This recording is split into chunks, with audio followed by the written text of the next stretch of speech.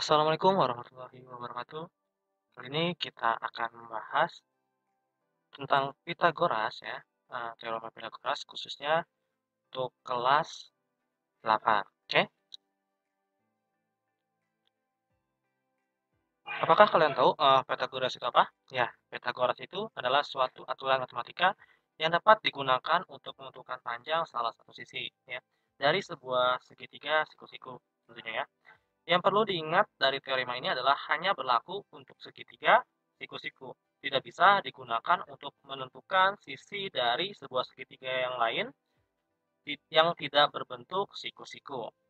Nah, siapa sih penemu dari teorema Pitagoras? Ya tentunya dia adalah Pitagoras yang hidup dari 570 sebelum Masehi sampai dengan 495 sebelum Masehi. Kalau sebelum Masehi itu turun angkanya ya tahunnya seperti itu. Oke, sekarang kita mulai. Pertama-tama kita akan buat segitiga terlebih dahulu. Setelah itu kita akan bentuk lagi persegi ya. Setelah itu persegi di sisi yang lain dan persegi lagi di sisi yang lain. Nah, segitiga ini nantinya kita akan menghitung bagaimana sih Pitagoras itu ada. Seperti itu ya.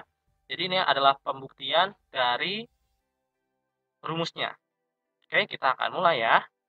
Pertama-tama kita akan memotong segi empatnya ya, perseginya menjadi dua seperti ini. Jadi nantinya ada 4 bagian.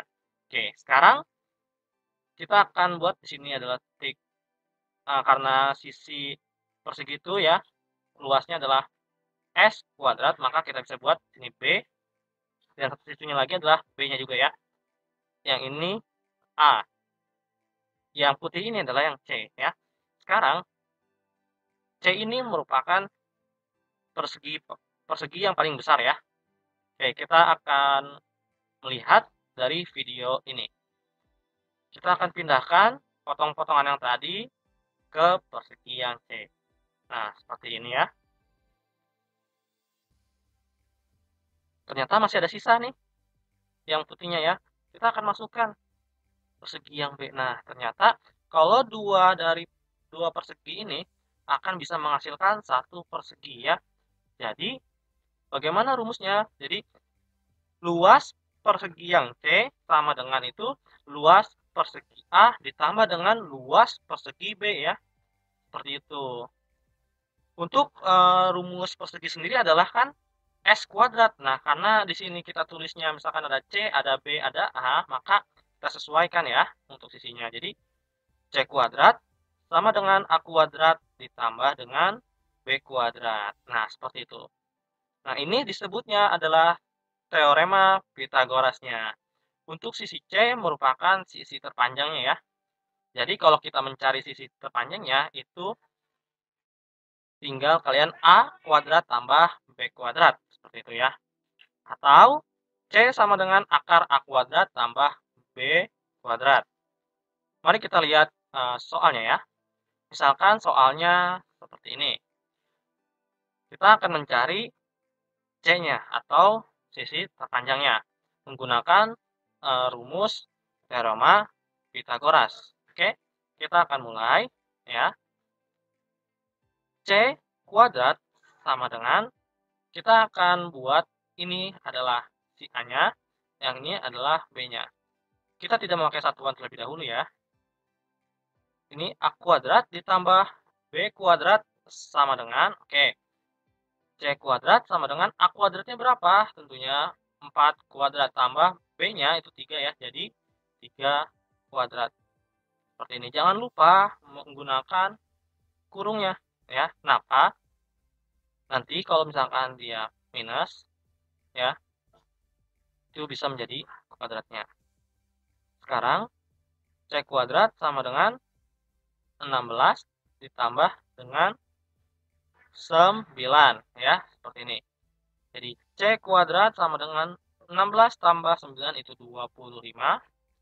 Karena dia kuadrat ya, maka C sama dengan akar dari 25.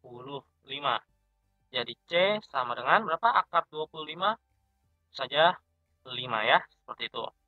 Oke, sekarang bagaimana sih kalau kita misalkan mencari sisi terpendek, tapi yang lainnya ya, misalkan seperti itu. Ini kita buat misalkan aja A ya, maka bisa kita buat tadi kan C kuadrat sama dengan ya A kuadrat tambah B kuadrat.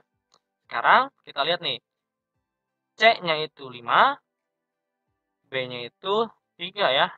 Jadi C kuadratnya itu 5 kuadrat ya.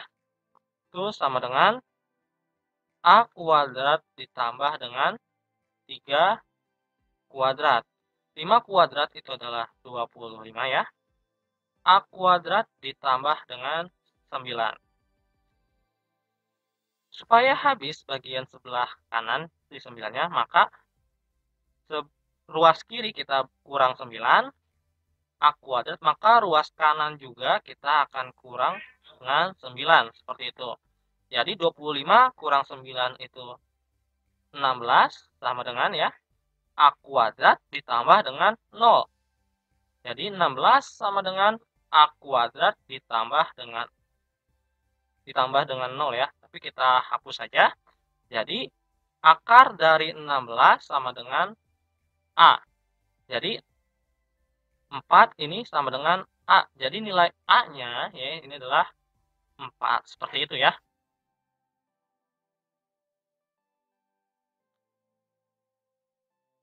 Sekian pembahasan untuk teorema Pitagoras yang sangat singkat ini. Apabila ada kesalahan, mohon maaf. Wabillahi taufiq wal hidayah. Wassalamualaikum warahmatullahi wabarakatuh.